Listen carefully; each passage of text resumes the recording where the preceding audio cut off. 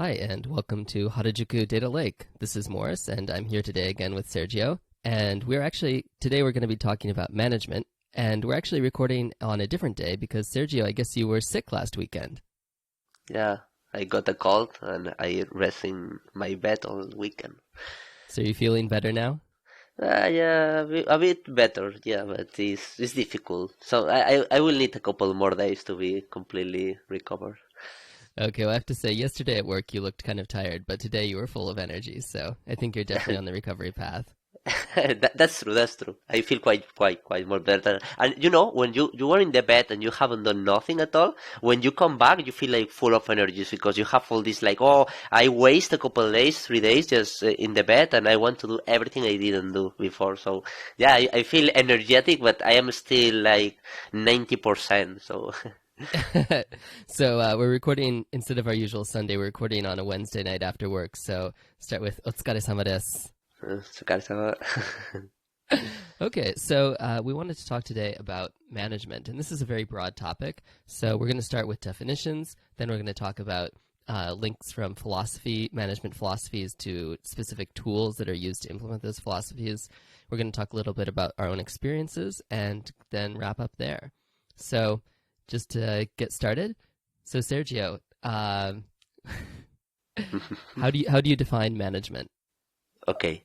Well, I think that let me start with talking about my personal vision about what manager. Okay, what is a manager? Mm. I think in a company, and I'm not talking about development companies or technical companies. I'm talking about every company. There are three level or employees. One is the board. These guys, they are probably the investors, founders. They are the kind of high level of the company that they don't used to know very well what is happening in the company. And these guys, they just think about their money. Okay, this is a business. That's it.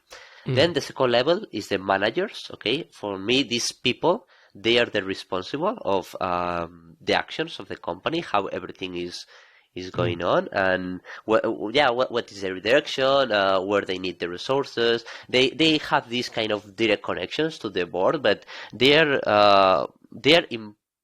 implicated, no? Implicated in the work every day, no? And these guys, they are the Well, kind of they're smart. involved in the work every day. Yes, yes, and they are these kind of people that they take the decisions, okay, and they get the kind of responsibility. And then the last layer is the workers, okay, that the workers is the people that they used to blame when something goes wrong, but these people, they are not deciding nothing. That's it. So from my point of view, okay, and my experience, I think that the managers at the end, they are the strongest of the company. These people, they are gonna decide if the company is successful or not. At the end, the worker can be replaced, but to replace a manager, that's very, very difficult. Okay, that's the first Mm. step to understand what is a manager. Okay, later we have a manager, but we have another two words that they're very similar, and right now that is the kind of trending. And if you use this more, I don't know how to say, but they're more impressive words, no? For example, in the past we have been using the word boss. So a Mm. boss means that you have some employees down, so kind of workers, but employees, let's say employees, they can be managers also. And this boss is like, oh, I tell you that you have to do this, and you are gonna do this. Okay, so they are very kind of direct, Right. like They're the boss. authority. They Okay, give the orders. yes, yes. And then we have what is a leader, okay? And the leader is a new kind of word, no? You have the team leader, this guy who is like, from my point of view, okay, leaving all the definitions we can find in internet is my personal view. Um, the leader is the person who creates new leaders, and this leader is a person who is like motivating all the team. Like, you want to wake up, you want to go to the company to learn from this person. No, you feel like, wow, you are learning a lot all the time working with this person. That you know that you feel good being next of this Mm. person. And what happens is, with these three words that I define, manager, boss, and leader, a manager doesn't have to be even a boss or even a leader. He's just a Mm. manager. Okay. Um, Of course, what is normal is probably this manager should be a boss, so he can delegate and manage people, okay, directly. He can use these people as resources, and he can, as I said, delegate some tasks, or they can work together per programming. And then he's also a leader because he is kind of all the people they admire to him. Okay, but there are times that you have the boss, but you don't really appreciate the boss. He's an and then you have it depends. Okay, every company, every person is unique, so that's my kind of definition. No, so they can be a manager, so they are very kind of responsible for the company, but they are not really good bosses. They are not good leaders, or the opposite. They are amazing leaders, but they are just workers. No, and they never have this authority to really shine in the company. Okay. Right. Well, so some people, so manager is sort of the position, and then the leadership style or the management style is there's the boss aspect of it, which is sort of the directing people's work. But there's also there's this question of what is the difference between a boss and a leader, and not all bosses are leaders, and not all leaders are bosses. Mm-hmm. Well, as I said, a boss is a person who has other people down. So he has this kind of, he can delegate, he can give the order. And the leader, he's just a leader.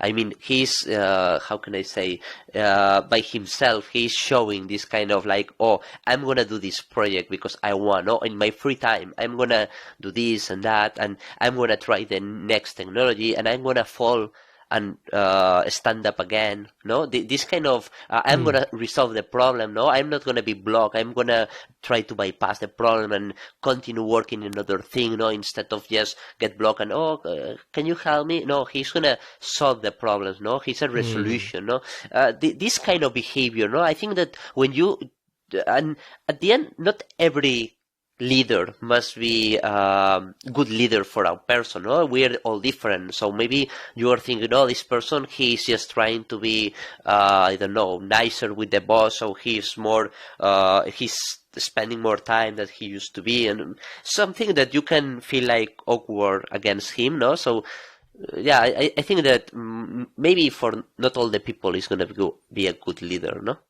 it's more subjective, but I think that you have, when you have experience, you have the instinct, and you see these people like, oh, this guy, he's smart, he wants to do everything better. And there are other people that they are just over there because it's like, well, okay, I do my work, it is fine, but I'm not gonna do nothing else. No, I'm not gonna create my own company later. I'm not gonna create my own projects. I'm not gonna try to do something else for the company. The commitment is low commitment. No, all these kind of factors that they are. Or I am not gonna learn a new technology. I'm not gonna. I don't know.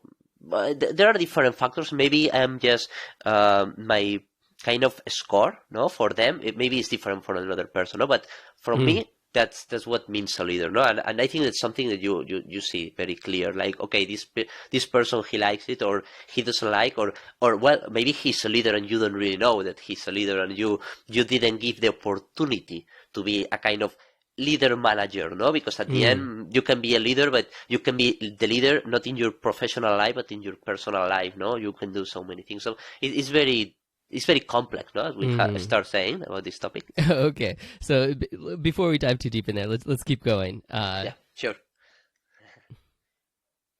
Water break. No. What was the next question? Okay. It says in the doc, it says to oneself. So we already talked about managing oneself versus managing others. No. I think that point is very important. I think that that point is. I think that everybody is going to have to be a manager, no? They are managers. And one thing is to be a manager for other people. So you are kind of giving orders or receiving orders, because it's also important to understand and then kind of give feedback about the orders or the information that they offer to you. But I think the most important, and is even more, is to yourself, no? And yourself means that you, every time that you are working in a task in any company, even technical companies, you are organizing yourself, and this kind of organization is management. You are managing how you are going to do that, when you are going to do that, and how you are going to proceed with the task. Okay, later we're going to talk about more Right. deeper In of a sense, this. like the minimum requirement for being able to manage other people is being able to manage your own work. That's it. That's it. There are people, and this is something I have seen in the past. There are people that they are very bad organizing their lives, and this kind of people they used to be. Okay. There are exceptions, but they used to be quite bad managers because one of the things that one kind of manager is required is kind of organization, no, and to be able to say, okay, we are in this step, no, of the plan, so we are like in the right direction or no. Of course, as I said, there are several types of manager and bosses, and sometimes they are the same, and they don't have to be good. Okay, later we're gonna talk about this point. It's very interesting, but let's continue. Okay, so what would you say the difference between micromanagement versus delegation is? Well, the, these that I wrote in the document, they are more to kind of like issues, and these issues is the kind of things that they used to do bad, and the problem is about when you are micromanagement means that you have some employees that you have the responsibility over them, or you are even a team leader, so you are working together, but you care too much about every task that you are talking about. You are all the time like, oh, is it done? Is it done? Is it done? Can I help you? Can I do this? Are you sure that you can do that? So you don't really trust in these people, no? So there is a moment that is there is a kind of like, well, do you trust in me? Do you think that I'm gonna do? So I wrote delegation because this is a very important word, no, to mention is that you have to say, okay, this task, I know that you are capable to do that, please do that, and later, because maybe and probably because a manager, I think that he should be admired, he's gonna kind of review. He's gonna give you feedback. It's very important for me. It's very important to give feedback about everything you do because then it's the moment that you learn. No, in the company, not everything is the salary. It's about the work team, and the work team means this kind of thing. That okay, you can research, you can learn, you can everything. And then you are gonna get feedback. In the kind of delegation, it's very important. When you are growing in the company, you're gonna realize that you cannot be the expert about everything. So sometimes this manager, he's gonna have other managers, and that's very important for a successful company. Is the most important is that to have a team, no? A team that you can say, okay, this guy, he knows more about me, and I am gonna ask him, and I'm gonna trust what he said about this version of Android, this kind of frontend, this kind of backend. So you need to have a huge team that he supports you because at the end, when you are growing and growing and growing the company and have so many employees, we're talking about 100, 200, you are gonna depend on them. You don't have time for review all the code, and you need to know that there is one guy there who really cares, and he's gonna let you know what is really happening. Yeah, well, I mean, if I were to briefly sort of summarize one of the points that you made, it would be that sort of the paradox of management is that it's not about taking responsibility. I mean, in some senses, it is about taking responsibility. In some senses, it's also about giving responsibility to your employees. It's not just about having your employees trust you. It's about trusting your employees, trusting the people you work with, respecting the people you work with, listening to their opinions.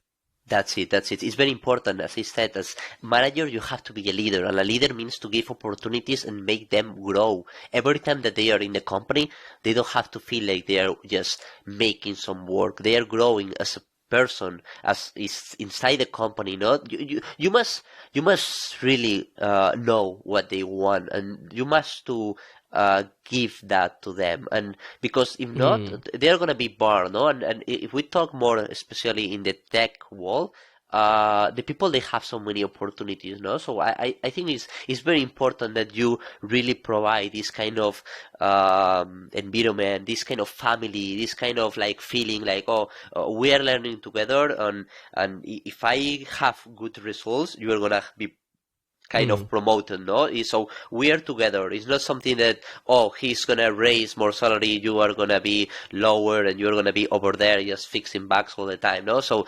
that's what you should avoid, no? So yeah, that's what they think. Yeah, it's interesting. For as hard as it is to hire talented engineers, it's almost even harder to hire talented managers of engineers, because you need people that are both sufficiently technical to understand the problem domain, but also sufficiently skilled at management and interaction with employees and peoples so as to be an effective manager.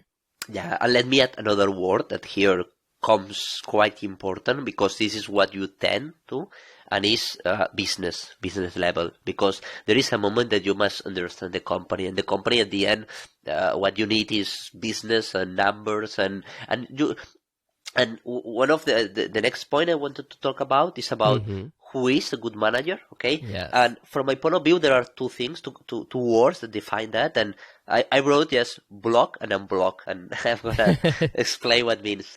And is that you have to block the shit to the other people, so the people that they are behind you.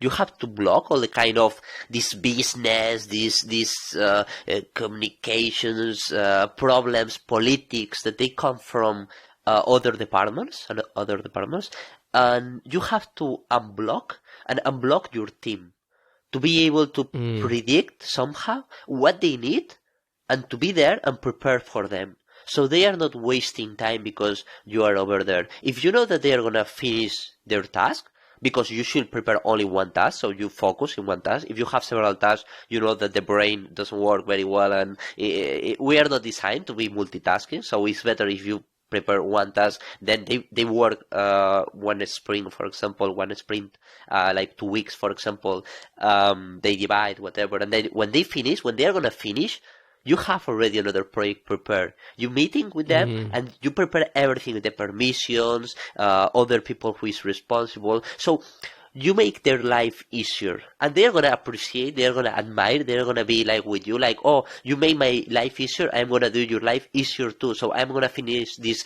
better, more quality. I'm gonna test this myself more.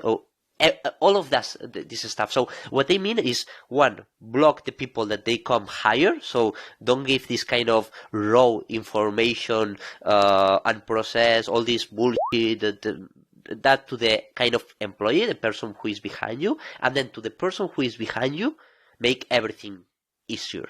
Try to go per program with him, be available for him, that's very important, all this stuff. So for me, this is the keywords for being a good manager. There are several books written about this topic, but for me, that's the most important, just to debrief.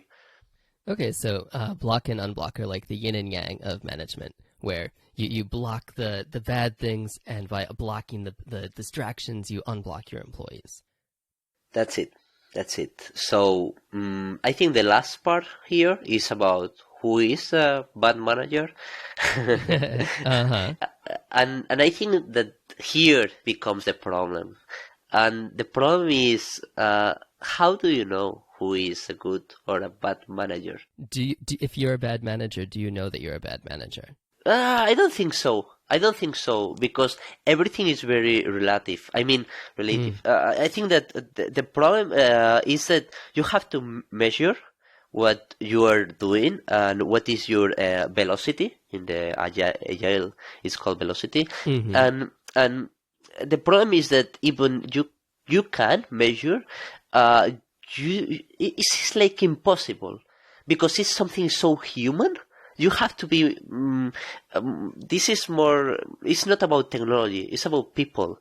And it's not possible to say, oh, I did my goals and my goals are enough. Because your goals, maybe you set your goals like, okay, they are very easy. You are a good manager, so everybody knows that you did it well. But maybe your company just crash. And why it crashed? Because you were looking to the opposite, not opposite, but other direction. You didn't really, how can I say? It's very, very difficult to understand that, but you must really position the company to go in the right direction, or even you are just doing your best, it's not gonna work. In the moment that you are a manager, one of the things that you must learn is that to give priority and to order the task. It's not more priority or one to other. That's why it exists, the kind of backlog, and then you have to order by priority and then release, and who is give estimations, and depend the shorter you release before. So I think the problem is that even you are a success, or well, even you are kind of this manager who reached the goal, maybe you are not good enough, and maybe another person in that position could have done this much more better than you, but you are never gonna know because this is something that is not gonna happen. So maybe you think that, oh, I am a good manager, I do this well, but even you said before, you can know that you are a bad manager. I don't think so. There are good managers. There are companies that they are being successful because they get investment. That they are not good managers. They are not managers at all. Are we talking about Uber, perhaps, or? Yeah. Exactly. That's a very good example. That these guys, they just kind of get so much money that they forgot what they were doing and they didn't focus. So because they had so much investment, they never really focused into be a proficient company. So they are losing money, and all the time. So you have to be very careful. But I want to focus more about the kind of micro or management for yourself. Right. That it's very difficult to measure, and that's why I think that it's difficult to see in a company that the board they fire a kind of CEO or manager or a high level position. It's very easy to see a worker like, oh, you are sleeping all the day, here you are out. No, that's very easy. No, that's very easy to complain to someone who has a very low responsibility and say, oh, you did it bad and we didn't get it in time because you made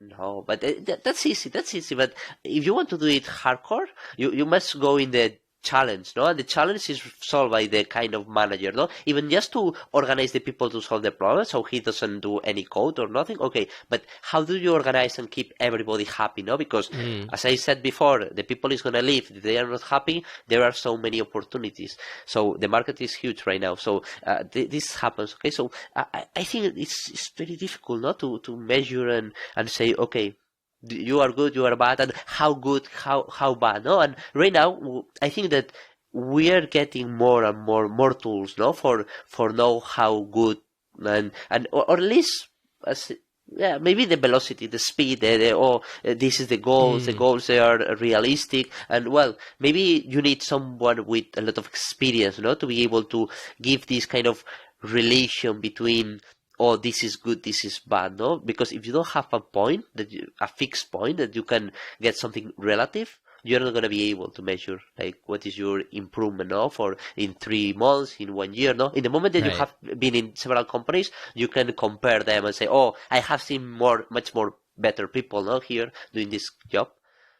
Okay, so let's turn now to various time and people and work management philosophies, as well as sort of tools they inspire. So I think you have like 10 different philosophies and 10 different tools on this list. So what order do you want to go in here? Yeah, maybe top, bottom. I don't mind. I think I just wrote about everything that I had in my top of my head. Okay, well, I don't know about many of these philosophies or about many of these tools, so probably if you just let us know what they are, that'd be great. Yeah, I think that when you are doing this kind of manager, you have to know a lot about different topics. It's not only that you are gonna just write code in one language. No. It means a lot more. No? You are not writing code, so it lets you a lot of free time.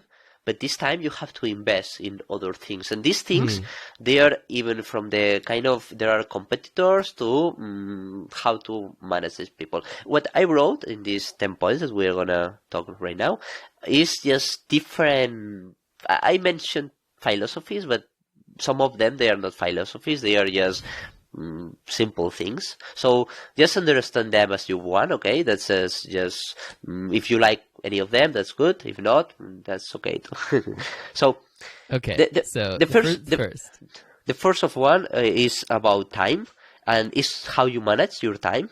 There are tools right now like Pomodoro. Pomodoro is a philosophy that, well, it's a methodology that it tells you that, well, you can use some tools that it let you a clock in your laptop. So between this kind of 45, 40 minutes, you don't want to be disturbed by anybody. You are just focused in your task, in that thing. Don't care about the Slack, don't care about the emails, don't care about nothing. You are just focused. You don't want any interruption. And then when these 40 minutes has passed, then you have 20 minutes that you can do everything you want. Even watch a movie. So it's like you disconnect completely. But in the moment that you are working, you are working. It's the same like this kind of library day that we did in our company. That is like, okay, we are just in silence, so you are more focused. So this is the kind of tool that is Pomodoro that organize your time and you are more focused. So at the end, you are working like maybe 5 hours, 6 hours a day. But these hours, they are very productive. And I have seen people using that, and yeah, I think that it gives you some kind of result. Right, because they're structuring each hour into sort of a 40-minute focused, intense work time, and then sort of 20 minutes to break it up and relax. That's it. At the end, doesn't matter. It's 40, 45.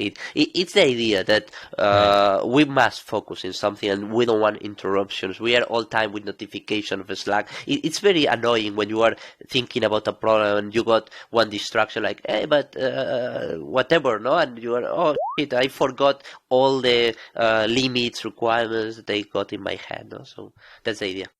Okay. So number 2? Yeah.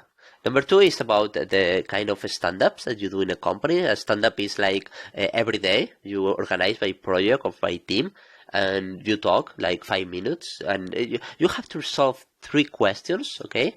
Let me see if I remember them. The first thing is what you did yesterday. The second one is what you are going to do today. And the third one is what is the obstacles that you have, okay? What is the impediment? If you need someone is blocking you. You remember what I mentioned about the block? Yes. So I think it's very important. And one of the tricky things about this is that you should focus in just 5 minutes. So everybody should, if there are 4 persons in the team, well, the teams, they used to be max 8 persons, okay? So if we are talking about 4 persons in the team, 4 people, sorry, you should define, for example, 5 minutes. So if one person, he has so many problems that he cannot finish in 1 minute, for example, or 1 minute 20, he's going to use more time, but the others, they are going to use less time. So if he finishes and he lets, let's say, 20 seconds, and there are still 3 persons to talk about, these 3 persons, they are going to have to rush and say the most important thing that they have to say in 30 seconds. So yeah, it's like, it's something that... What do you do about that? Do you just ask people to speak quickly, or to keep their update within 1 minute? Yes. They have to finish earlier than they should be, but this is important because they are gonna learn, and they're gonna learn because in the next meeting, this person who took 3 minutes, he's gonna realize and say, okay, I have to be faster. And this happens. I have done these stand-ups of 5 minutes, but just 5 minutes. And if you are not in the meeting in the moment that they start, you are not. So you are not there. So it doesn't matter. So in the moment that you do that, I have like only 1 or 2 times that someone used more time that he used to use. Okay, so they are very kind of limit time box. I have to say, I'm looking. I love this Wikipedia article because it's completely filled with random bits of jargon, and it is illustrated with a graphic that is called "A Stand-Up in the Computing Room," and it has 7 people standing in a circle doing a stand-up meeting. It's a wonderful photograph. Yeah, and right now we are using Geekbot. Well, at the end is a bot that is asking these questions, and you have in the channel, in the Slack channel. I have used previously. I didn't like so much, but right now I think that I am kind of changing my mind, and I like because we have everything written, so you can go back and see what you have done the other days, and you can review, no? And so it's kind of a historical thing. I like it. Somehow I like it. You know? Okay, so just to let people know what Geekbot is. Geekbot is it's a chatbot for Slack that asks team members to tell people what they did each day, and then your responses appear in a Slack channel. So it'll say, "Hola, Morris. It's time for a stand-up meeting. When you're ready, please answer the following question. What did you accomplish yesterday?" And if you don't reply within an hour, it starts to get a little bit sassy. It says, "Morris, let your team know what you're up to. What did you accomplish yesterday?" And it keeps repeating so every single day. And it gets a little bit more sassy. So some days it's like, "Salut, Morris, it's time for a stand-up meeting. When you are ready, please answer the following question. What did you accomplish yesterday?" And so like, for example, you have, "Hi, Morris, you still have to post your report, Morris. What did you accomplish yesterday?" I was like, "Unsubscribe." Geekbot was like, "And what will you do today?" I was like, "Unsubscribe." And Geekbot was like, "What obstacles are impeding your progress?" And I was like, "Ag." And then Geekbot was like, "Awesome, have a great day." And it posted my answers in the channel. So I think it was very successful. Yeah, I think so. The problem is when you have 20 teams or 20 projects and you have this bot every morning, because imagine that you are the kind of tech lead who is leading 7 teams and you have this bot and, well, you have 17 sassy bots every single morning asking you 3 questions. Exactly. But I mean, in the moment that you are there, I think that you organize differently. So yeah. Okay, so number 3. Okay, number 3 is about team meetings. No, I think that right now we are using some of them, like retrospective and one-to-one. I'm gonna comment all of them, but one to mention before that is that the meetings you should try to keep the most short possible, the shortest possible, because if not, you sleep in the meetings. No, but that's a real problem. Any meeting that puts people to sleep is definitely a meeting. That's normal. I think that in the meetings, for really be useful, you have to prepare a meeting. Any kind of meeting. You have to be to the meeting knowing what you are going to talk about and what you are going to say, because you already prepared, so you have your speech. So you are going to contribute to the meeting somehow. You're not going to say, "Oh, he said that. Oh, yeah, I agree. Everybody agree. Okay, yeah. No. You have to give your own opinion. So it's like kind of in 5 minutes, everybody expose his ideas.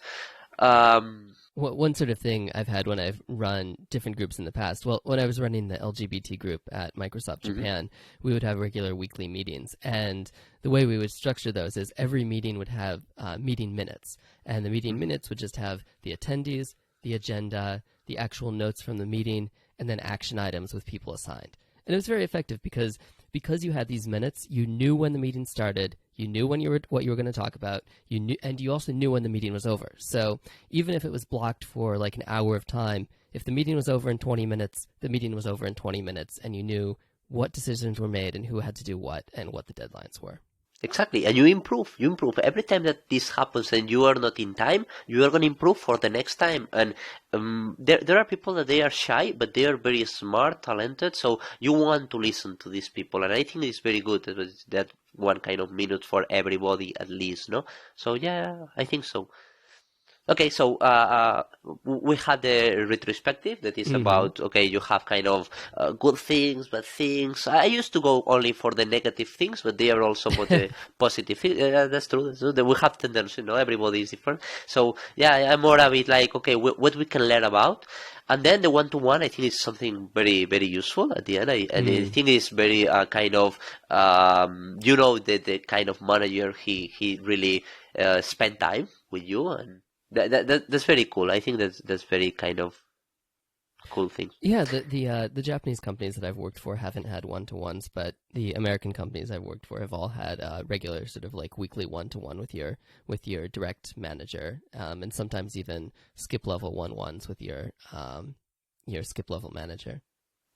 Well, in my experience, I never had one-to-one previously, but really? I think that never. But I mean, I had, because I was this kind of person who was very near to the kind of managers, and I was in the core team, so I was in the kind of managers. But the real thing is that there were people in the company that they never were able to talk with the CEO, with the CTO, with some people like this. So I think it's sad at the end because these people, they are gonna learn more that they know, no? So I think that they don't see more things, and I think that that's a big problem. So right now, I'm pretty happy that right now we are using this one-to-one because I never saw this before. Of course, if you need time and you need to talk with the boss, with the manager, with whoever, I could do that, okay? And everybody could do that, but it's not the same. It's not the same to know that you have a slot over there and you know that you can wait until that day to say and complain and say shit or whatever you want to. I think it's good. I think it's good, and when you have someone who listens you and he appreciate the feedback and all of this, and he's a good manager, I think that in that moment it's very worth it. All right. I'm totally in favor of one-ones as well. Yeah. Okay. Tool number 4. let's not number them because maybe later I add a couple more and we have a blog. Oh no, they could go above number 4 and look at all out of order. Okay, the next one I think is about more development, focused development. Okay. Yeah, it's about more kind of methodologies, no? So this is the kind of good practice or well-known practice that you can use, no? What they learn, no? For example, the extreme programming, agile, Kanban, Scrum, Lean. These things we are not gonna go deeper right now in them. Sorry, just go to Wikipedia. These are each one of these are huge topics. So yeah, it's a huge topic, and none of them they are perfect. So I have listened a lot of opinions, and they just make a kind of mix of some of them, and I don't think that they are perfect, but I think they give a lot of good concepts, no? And that you can, because for example, Agile is based on extreme programming, and extreme programming is something that from 20 years ago, no? When everybody was doing this kind of waterfall programming. So right now we have this tool, no? The TDD, the BDD, all the stuff, no? So I think you have to find the way that you want to do them, no? And later, let me relate with the next topic.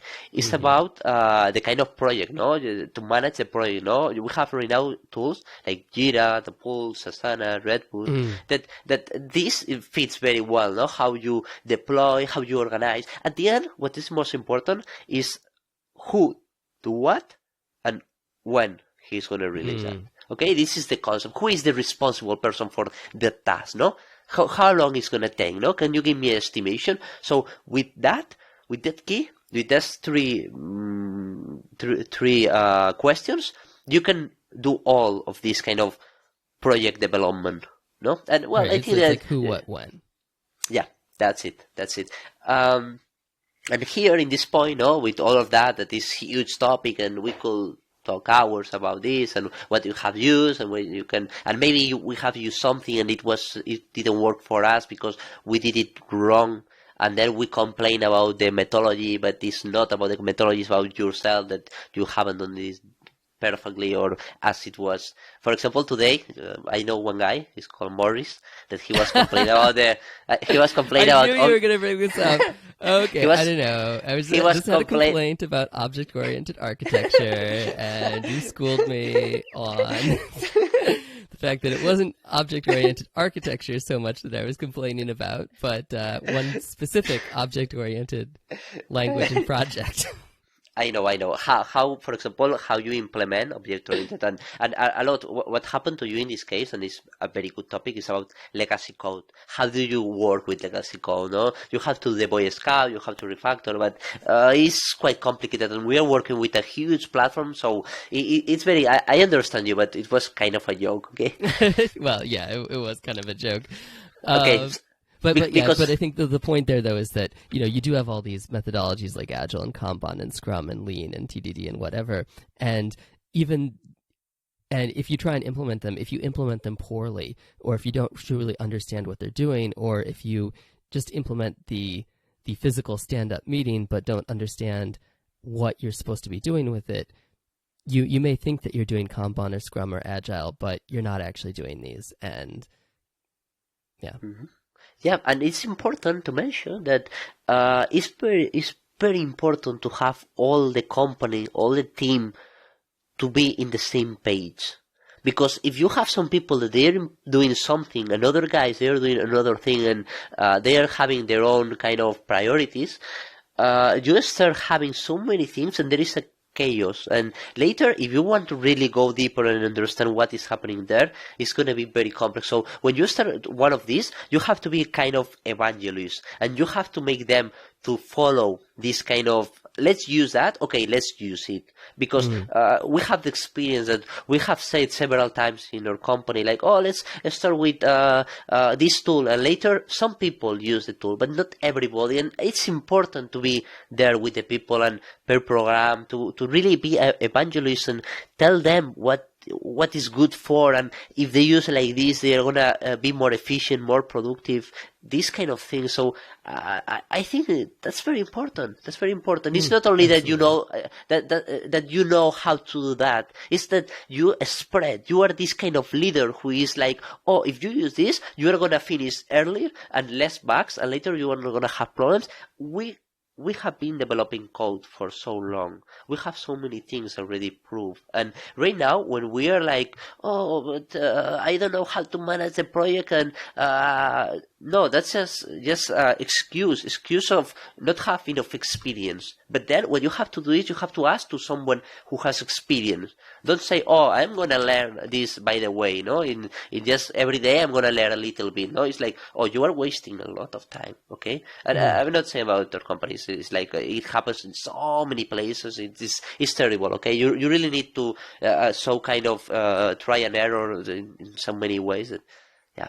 Okay, so on the end of this line, it says secret tool. Mm-hmm. What is the secret tool? The secret tool is not a secret tool, of course, but I'm sharing, and I love to share that with you. And I learned this tool from one guy who is amazing. Okay, this is the guy who really teaches me a lot about architecture, and well, yeah. This guy, he was writing everything, and when he was starting a new project or just something, he had to fix something, legacy code, whatever. He was using a notebook. Even we have Evernote, even we have the iPad, even we have this kind of all the project management, even we have everything you can imagine. You have the VR glasses and you can see everything in 3 dimensions. You use the notebook. Why? Because you disconnect from the computer. You don't see the problem with as a computer. For example, in my university, the best generation that was left the university 40 years ago, that they are called the best generation, these people, they just wrote the code in paper, pseudo code. It was not nothing that was going to be compiled. It was just code that was logical functions. These guys, they are right now in the NASA, NSA. They are everywhere. They're and doing the best kind of tools, because develop something is not about to write a code. It doesn't matter the language. It's about the design. The okay, how is going to be everything? Is this a kind of machine of states that is complete or not? Or I'm going to have inconsistencies. It's not going to be idempotent. So what I want to say is that I use my notebook to just abstract from what is a computer. I like to make this kind of, okay, this is the database and this is linked with that, and this is going to sending a request here, and this is happening, and that is going to happen like this, no? So you are doing the kind of navigational map, but you are also doing the kind of network, like the DevOps, but then you are doing kind of the database, but then you are doing the kind of the classes and the objects, how they are related. So I think that it's very interesting to first, before I start writing code, like, oh, I'm crazy writing code, is just write this down in a paper, because later it's going to be easier to go to the whiteboard and explain to the team and share with everybody, like, oh, this is like this is going to be connected with this, like this. Not with a code that is like making some minimalist variables, and then you don't understand who is connecting to who, if it's a reverse connection or no. You have just a line saying, oh, this is connected to this one, and we are using SSL. That's done. You don't need to do a Maven with a proxy, and well, that's crazy. Okay, so that's something. It's about focus, and it's about thinking logically about the problem. And I think one thing that it's very easy, especially for programmers to get into is to get into this state where you're so focused on solving a problem that you're so deep within this problem that you don't step back to understand what you're actually doing. So you're Googling and you're searching on Stack Overflow and you've got this bit of code and you got this bit of code and it's like, oh my God, it's about to work. And you spend like 2 hours thinking it's about to work, not realizing that you're not understanding what you're actually doing. That's it. You don't get the context. You know, this is the kind of problem that you have one day, like all day waste. And then the next day in the morning you arrive and it's like, oh, I can do this thing. And that's all, no? So, yeah, I think that for me, the message I want to say is just try to abstract, no? Try to leave the computer, think about this, invest more time in the kind of, organize and think the problem, and then go back, and then you write the code, you do TDD, you just write the classes, and then you make the test later, or however you want. No, it depends about the company, the moment that the company is, depends the tools, so many things. No, there is not every situation is unique, but yeah, that's my secret. When I joined our company, you explained some of the architecture of our systems, and I remember seeing your notebook there, and it was a very clear and understandable explanation of exactly what was going on. You know, the best is in my notebook. This is another secret thing. I use 3 colors. One color is the black. The black is used for something that is already there. So it's like, okay, we have this is the legacy.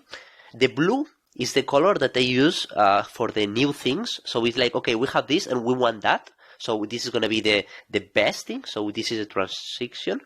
And then the red one is the color that I use after 1 month, after 2 months, after whatever.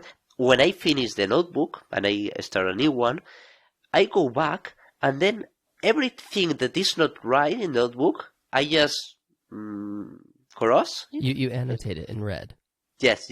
I like cross. I don't know. So you actually, when you fill up a notebook, you actually go back and review it. Yes. And then in the new notebook, I get the most important thing of the old notebook, and I wrote again and more clear in the new notebook. So the first pages of my newest notebook, this one contains the most valuable information of the old one. So I don't have to go back. If I go back, it's because I need more kind of implementation details or what happened when I was developing that. And this is the kind of, that's how it works.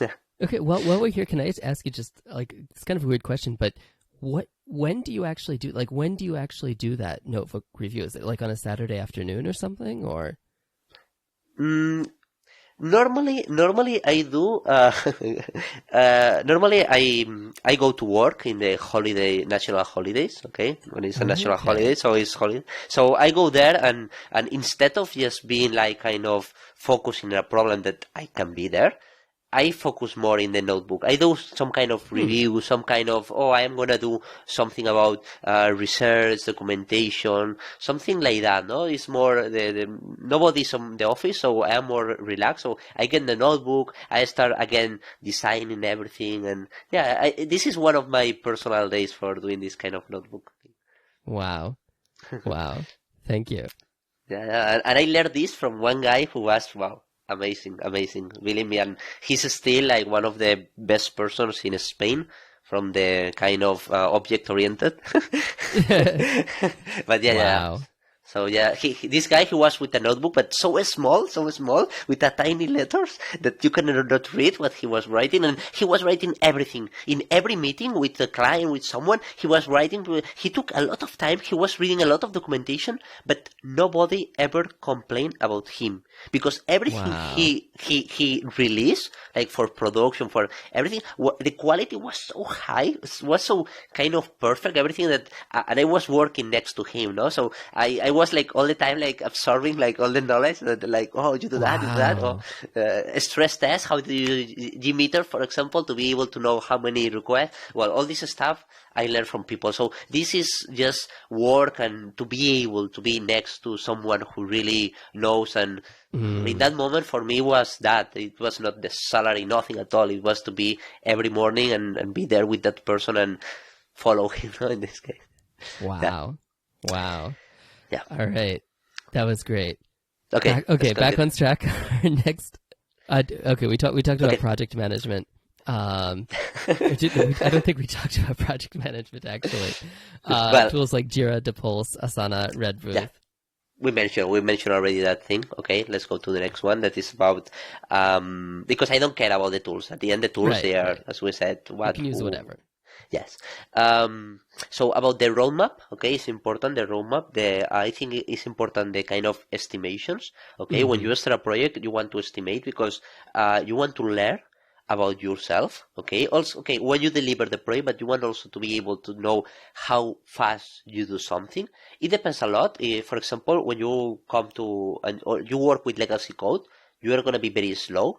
But when you work in your own code, you are so fast. So I think that you must learn about yourself. This kind of roadmap for me is, for learning about yourself and to divide the steps. For example, it depends. If you are managing yourself, you're going to do these kind of things that I mentioned right now. But if you are managing a team, for example, you have to say, okay, first is the people who is interface, that they're going to define how is going to be the flow of the events. Okay, the next one is going to be, for example, the API, who is going to implement all the cases. Okay, next is the front end. Who is going to do that? Okay, next is the... So this is something very clear stages. So the person who is in the front end, he has been in several projects, because if you organize correctly, he can do one project, and when he finishes that project, he has the next one. Okay, but this is very difficult task. But if you have a good manager, he's able to do that. If you don't have a manager, you try your best, but that's it. Okay, so there are some tools that they are, for example, Gantt. Gantt is one of the most popular tools that they use for kind of road management, and then you can give the estimations, the teams, assign, okay, this is going to start from here, or maybe you can start the task before that day, but you cannot because whatever. So you can prepare a roadmap with the Gantt. But these tools, at the end, they used to be very kind of enterprise companies, and right now they are more... I mean, they are already integrated in Jira, in the Pulse, in the Asana, in Red Bull. They are already kind of roadmap. But before, they were they were used a lot. Okay. Okay. And what about business intelligence? Okay, business intelligence. Well, I think that this is a topic I love to read. And this is about how can you communicate from different departments, but you don't speak the same language. And I mean, the same language is about technologically speaking, okay? I'm not talking about a designer, he doesn't know JavaScript. And a guy from communications, he doesn't know about mocks, okay? So what is important here is there are some tools, and in this case, I like to learn about something that is called Wordless Maps. Okay? That this thing is kind of a graph, okay? So you can see in what is 2 dimensions that there are some dots, that these dots, each one represents kind of, what you want, but it represents some kind of software, hardware, assets, resources, okay? So what you have is in the vertical position, okay, in the top, you have what is the most important to the client, and in the bottom, what is the less, or sorry, let's say again, it's not the most important, it's the most visible thing. So what the client is gonna see at the end, for example, the interface, is gonna be more in the top, and what is in the bottom is something that you need, but it's not. The client doesn't need that. For example, a database. The client doesn't need a database, but you need a database, and you need electricity. You need water. So these kind of things, you need them. Okay? But then we have the other one that is the horizontal, and then in the right side, we have what is a commodity. And in the left side, we have what is something that is so experimental. Okay? So what happens is that you draw this kind of dots, or this kind of application or assets in a way that you are going to be able to see how is your company and what is the kind of project, because this is about business intelligence, okay? So it's not about only a project, it's about the full company. So you can prepare different maps, okay? This is called maps, and this is maps Right, because and these it's very are actually like topographical maps of what a company is that are not things like an org chart or a hierarchical structure. That's it. But it's very easy because as a map, you can be able to relate these dots so you know the dependencies of each dot. And when you see this kind of map and you have in front of you, you are going to be able to see how everything is tending to. And it means that if you have, for example, a platform, that this platform you design for your project, but in your company you have other for example, let's say an example. You are a department, okay, and you have your own maps, and you design something that is a microservice for authentication, okay? So you design that thing. So for you, it passed from something custom to a commodity, okay? So the inertia is called inertia, goes from the left to the right, okay? So you have that. But then when you get all the maps and you put them all of them overlay the maps, then you realize that there is one kind of department that they design a tool that can be reused for other departments.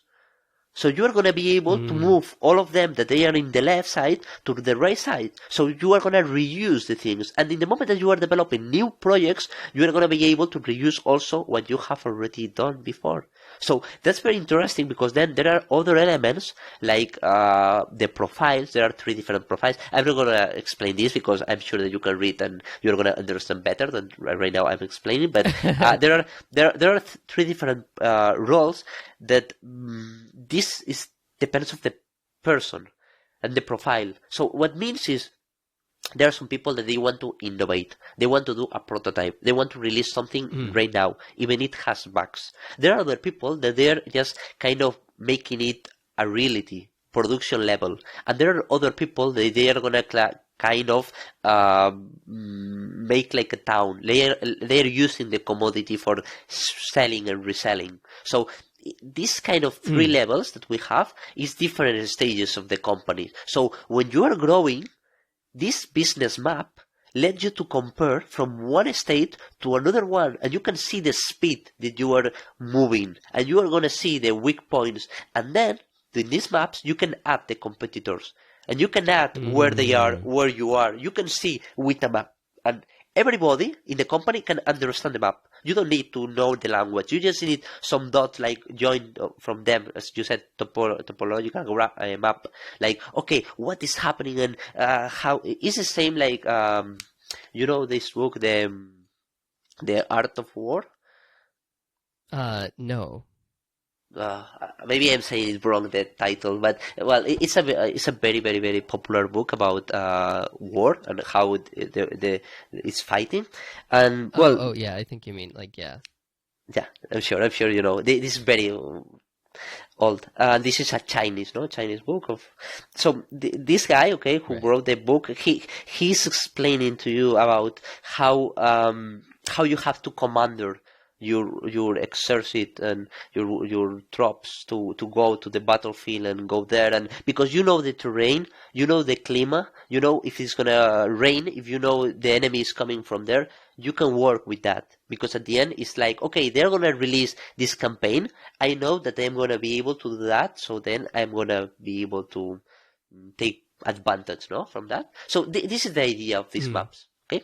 Yeah, actually what these maps remind me of is there's one of my favorite books is called You Are Here, and it's an art book, and it's called Personal Geographies and Other Maps of the Imagination, and it's just a very short book with a bunch of different maps that are not just maps. They're not maps of the world.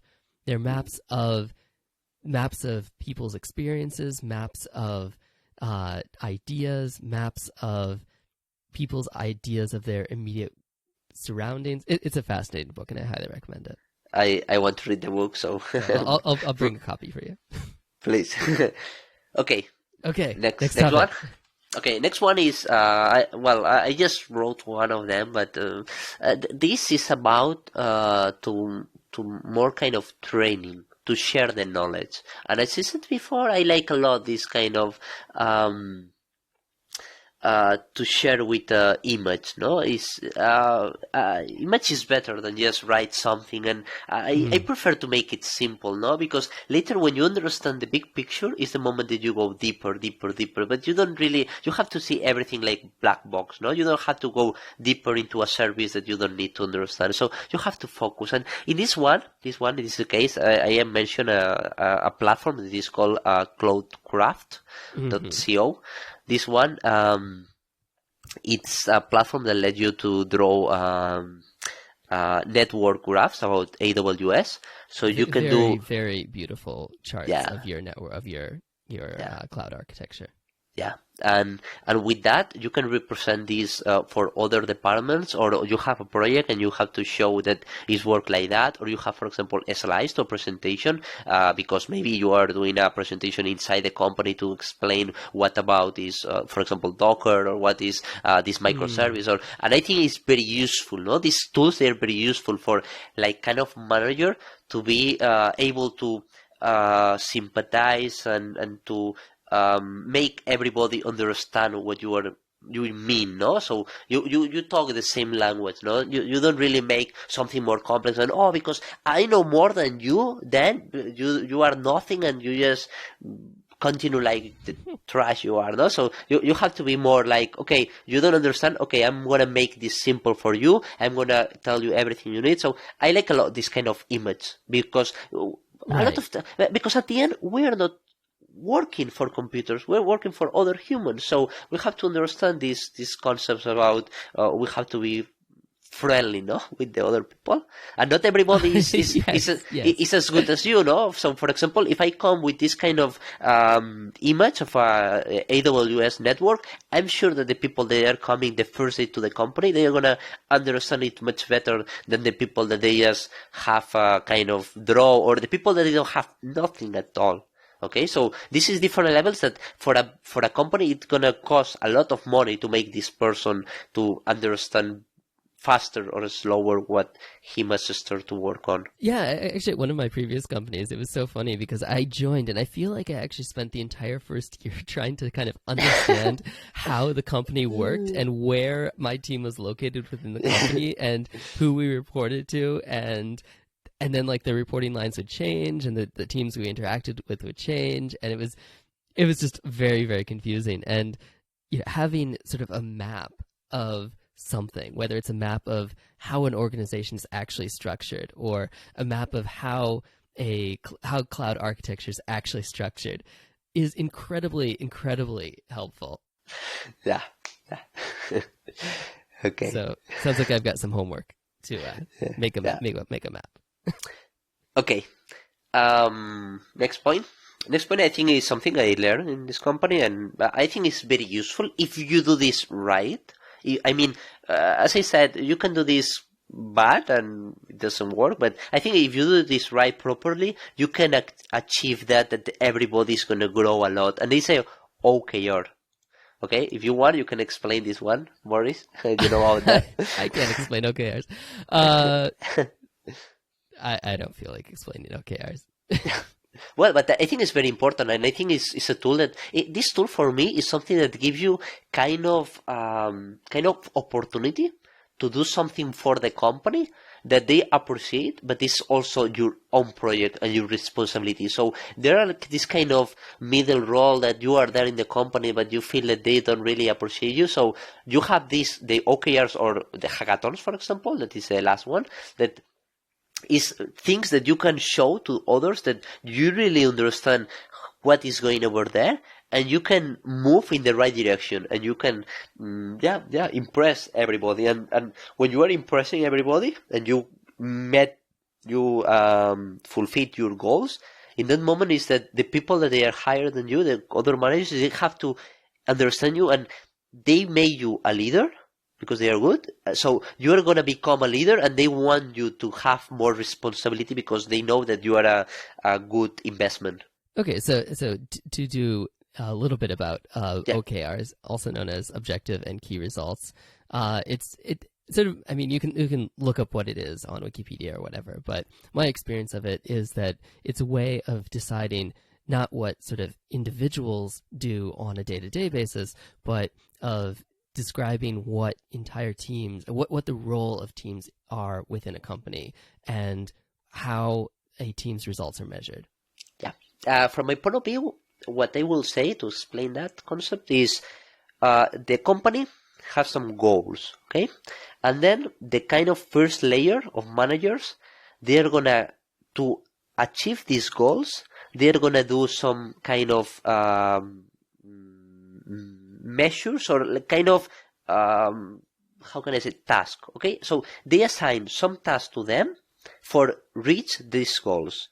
So what is happening is that the people that they are the next layer of these guys, they are gonna have their goals is gonna be the task of their bosses. So it's gonna be like a chain of responsibility that everybody is gonna do something for the higher level, but they are working for the same purpose, that is the goals of the company. So the people that is down, they can do the goal. So for example, a goal could be like, okay, we want more guests, okay, we want more users in our platform. So my boss, he said that if he develops this web page, he's gonna have more users. Okay, so you are the last one, you are the worker who has the boss, and you are gonna say, okay, I'm gonna develop this platform, this web that you need that, but I'm gonna do with this technology that is more cool, and then I'm gonna create a microservice that is gonna be attached to the other thing, and it's gonna be wow, amazing, and it's gonna resolve the problem that you had. So we are gonna get a lot of users because I'm gonna measure the analytics. I'm gonna amazing, something amazing. So then, so every person within that chain knows how they contribute to the ultimate goal, which is the company's goal. That's it. Everything. Well, you need transparency for doing that. This transparency. But I think that the key here is that you are doing a challenge, no? So you are kind of challenging yourself to do the best, no? And when you are setting these goals and these tasks for you, you are kind of setting higher than expected. So it's normal that you get like the 60% of the target. This is not something for kind of, you are a good employee, we are going to raise your salary. That's not the idea, but this is something that it gives you some responsibility over something. So you define a project and then you can talk with other teams and other managers to be able to get the resources, the people enough for work in that kind of project. All right. So final tool is the hackathon. I think it's a very interesting tool for giving kind of visibility to everybody in the company and get engaged the people that they are like, oh, I can do a project that can be released. And yeah, so here I think the problem becomes when the people they don't really do something useful because they probably don't know enough about business, no, about what the company wants, no, and maybe that's something very very very important when you are growing a company and you even you are a amazing technical guy. Maybe you want to be just that, okay, that's fine, that's fine. But if you want to be growing in more areas of expertise, you are gonna have to move to the business. And in the hackathon, I think that sometimes if what you did is not something that you only need and it's fine because you it's for you yourself and that's all, I think that you are going to discover a lot of things and you are going to grow a lot. And that's one of the things that I really love. I also love, and right now we are not doing that, but someday we will do. We will, I'm sure. It's about this kind of speech in public, explaining something about that, you know. For example, I can talk about Docker, serverless, I can explain with draws, like, okay, we have this, we have this microservice, there are queues, all this stuff that you have to share the knowledge with the company. In one of my previous companies, we did that about doing every Friday instead of kind of hackathon. In the evening, we did these talks. And well, I was one of the guys that did more talks about performance, about testing, about I don't remember, but I did 5 or 6. So I love the thing to share the knowledge and yeah. So well, and it's a great way to motivate people to learn new things because as you create a presentation about something that you think you know, you review what you know about it and you become much more knowledgeable about the topic. Yeah, you have to become the teacher to be able to learn more. You have to be a teacher. So because in the moment that you you explain to someone what you know is the moment that you realize if you really know what you know or you have to learn more. So Yes. even this podcast, no, is very interesting because talking about all of this stuff, we realize ourselves that this doesn't make sense or it makes sense. Yeah, it's always painful to listen back to things that I've said. Yeah, I agree. Oh my god, what are you talking about? We are not so stupid, okay? we know what we do, but it's difficult in real time. Okay. All right. So, by the way, the time limit for this podcast is that I'm on a MacBook One, and my little digital audio converter and mic are all powered and by the USB. But since I only have like one USB port, I can't both charge the Mac and record a podcast at the same time. Oh my god. So we're down to 40% battery life. I think we've got another like half an hour. So. Okay. All right. So with that, finally, I think our final topic that we want to turn to is a little bit about our own experiences with working and managing both ourselves and various projects. So I briefly mentioned the experience managing the LGBT group at Microsoft. I was also involved in various university organizations and whatnot, and those tended to be rather informal. But Sergio, I guess what were you involved with in university? Sorry. in the university, I was like the president of the student community. Okay, so I was maybe in like 10 different groups of the university in level university and the faculty. Okay, so I was like in everything. For example, we made even. In the year I was the president, we made a kind of manifestation with 3,000 persons. Okay, all of them engineers and professionals. It was huge. And well, I had a lot of help for my. It was like a conference or conference. What do you mean? Wait, what did you say that you made with like? Yes, it was like going to the kind of riot, but it was not a riot. It was a manifestation. Like we went to the street because we wanted visibility about the computer science career, because you know that if you are a doctor, for example, a medic. So it's not like a demonstration. It's like a parade. Yeah. It's more like go to the streets and then go in the street and then read a kind of manifest about what you are asking to the government, what to do. So yeah, all this stuff. Okay, so it's kind of a demonstration. Yeah, well, it's manifestation. It's not saying. I have no idea what that word means. Okay, so okay. Okay, but based on your description, I would describe that as like like when I was. When I was in college, I ran the gay group at my local university, and we we organized like a pro-gay marriage protest. So we all went out and all the students went out and shared signs in Richmond, Indiana in 2004 or whatever. And that's it, a protest. Yeah, that's the word. What I want to say right now we are talking about management, okay, not about the kind of protest. It's about in that moment we were like 20 persons in the delegation, and we use kind of old tactics. I mean, like this kind of in someone wrote what we said in the meeting and this stuff. But I think we focus on work. I mean, we were productive. We were very productive. Like, okay, what do we have to do? We have to go to this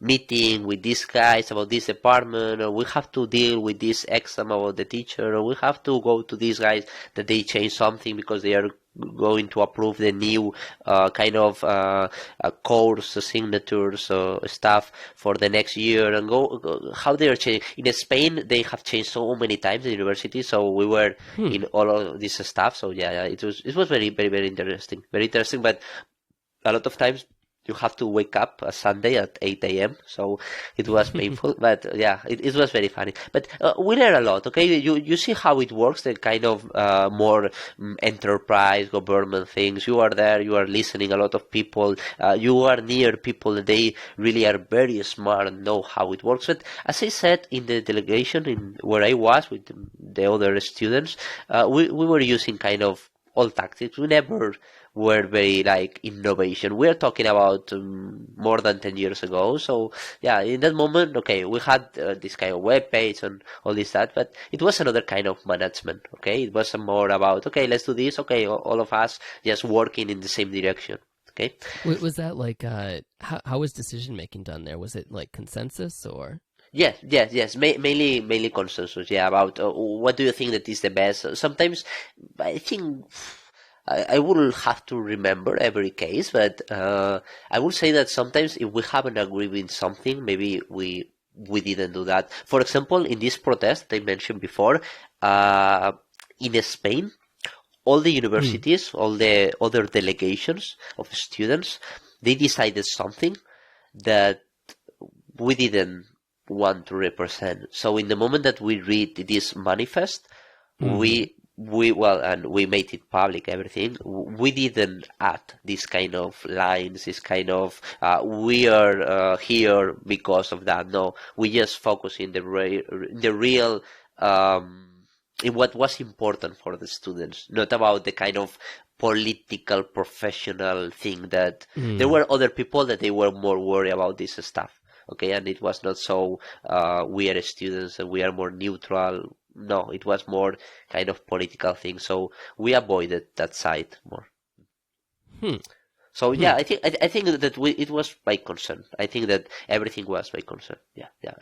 Even for example, how you were elected, it was by decisions of all the people. So everybody vote to someone, and it's about like, okay, you got.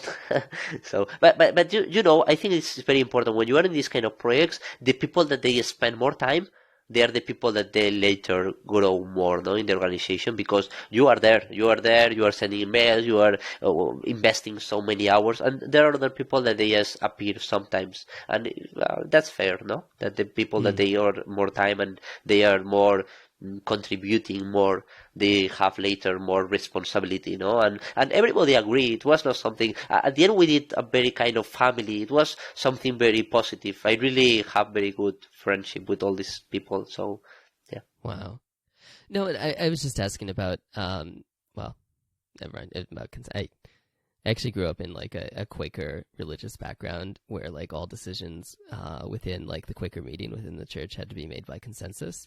So it was always a fascinating thing trying to get like 30 or 50 people to both lead by consensus and have consensus to make decisions. But I think I'll cut that out. Yeah, but at the end, it's also important to know what kind of topics we talk about. No, we were trying the best for the students. No, so all the kind of topics they were not something like, oh, we are so different. No, is something kind of easy. Of course, it's not easy at all. It's not easy at all, but we made it easy, no? We made it like, okay, these are the options, no? Do you want to pay more for the university, or do you want to opposite thing? So is this kind of stuff. Okay. Did you want to talk about the political party you were involved with? I feel like that could be an entire episode on its own. It could be. I was there also the president of the young political parties, or the new generation, and in that moment we were more kind of innovating. We did so many things that was very, very interesting, like organize well, we found association, so it was another experience, but I think in that moment, in the opposite, no, the university, I think that we use more kind of technical stuff, not innovation. We in this kind of political party we were very horizontal, so it means that everybody could vote, no? So it was not about consensus, but well, it is, but it's about two third parts. So it's like if the 66% of the people they agree in something, then this is done. Okay, so it's like, okay, we want more than the half of the people. Okay, so that was, if I understand correctly, that was actually how the political platform was chosen, was that the individual members would actually directly influence the platform of the party. Yes, that's it. So everything is very neutral, and because we respect each other, the decision that we take from all the group is going to be followed by all the group. Well, no, sorry. It's not followed by all the group. I mean, you are in the same group, but it is split by. I mean, it's a bit more complex. Okay, right now I'm not going to talk about this about the political party, but we were using better tools. Okay, in this case, we improved the tools. We were using a lot of mail listing for communicating each other. Well, everything was like more. It was quite better. Okay, that's it.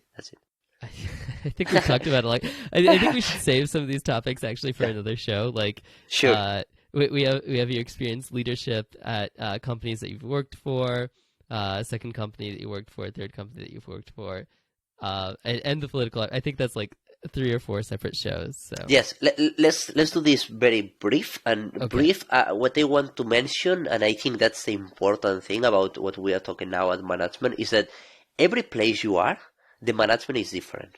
In one companies, you are gonna have to take more kind of leadership, or you are gonna have to be more with everybody and be more in the shadows and help everybody and make the team grow because everybody is very junior. Or in other places, you are just alone, but you are being able to be faster and to release more and to do a prototype and organize yourself. No, it matters, and it depends. It depends the context. So I think that in this podcast we have mentioned so many tools that there are much more tools, more tools that you can learn, and I think that that's the important thing, and the experience gives you that to work with other people that they are good in something. And every time, for example, right now, these last days, I have been reading a lot about security and the last management things, and they are amazing. We're going to talk later about this topic another day, but they are amazing. This is something that I was like, oh, I know about security and how to take decisions. No, I don't know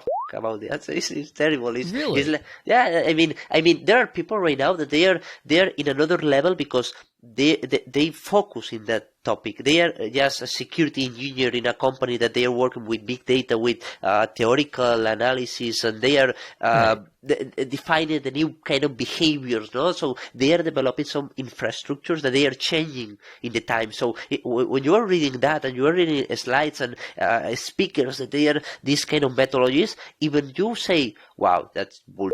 Because it is, you are learning a lot of concepts that they are amazing and that they are completely true. And when you are growing your company, you really need to apply these concepts everywhere to be able to handle the next kind of vectors, the intrusion vectors. So I'm learning right now a lot about that topic that I thought... we have to put some links to these things in the show notes. So yeah, well send me your best links. Well, another day, we're going to do another podcast about security. So, but what I mean right now is that you are continually learning about management, and even you are a very professional guy with the management. For example, this before that I mentioned the business maps, the Warley maps.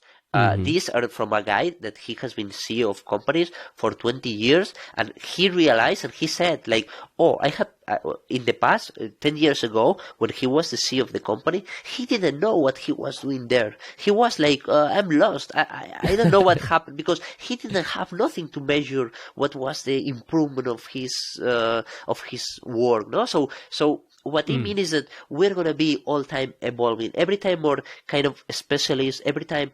But yeah, I think that you must be kind of open mind, reading a lot, listening a lot, and you need time. And you are going to have so many errors. And one of my advices, and maybe this is for closing, is about read the good practices. Don't try to reinvent the well all the time, because I have seen people doing this all the time and oh no, I know. Do you really know? Are you sure? Because, for example, in my case, my experience, and this is a topic that I have never, and I had the opportunity to be more this kind of role about manager for more people, but I didn't want, because I knew that I was not ready for that kind of role. Even I know that I want in the future. I know, but I don't, because you must be sure that you are going to be able to handle all these amazing people who is going to be down of you, and they have to admire you. So are you good enough? Are you really ready for the challenge?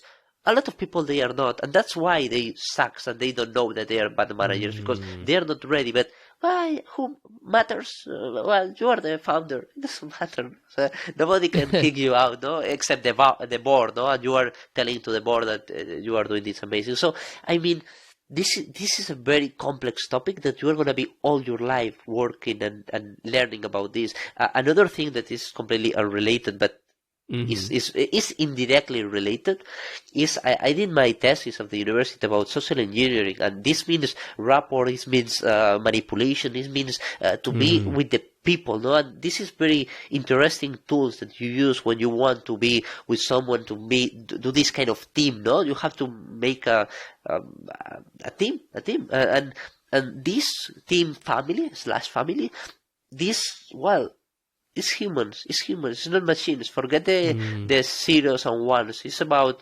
how they feel because he had a dog and this dog died yesterday, and you have to be there and oh, Right. yeah. So yeah, that's my advice here. Okay. I think we've got a lot of material here. If I had to wrap it up, I'd say it's all about people. It's about continuously learning. It's about understanding the things that have been tried before, as well as trying new things. And it's often good to have a good visualization and a notebook. I don't know. We have a lot here, and I definitely want to hear more about what you're learning about security. So, okay, we will talk about. All right. So thank you for recording on a Tuesday night. And all right. Bye-bye. Okay, bye-bye.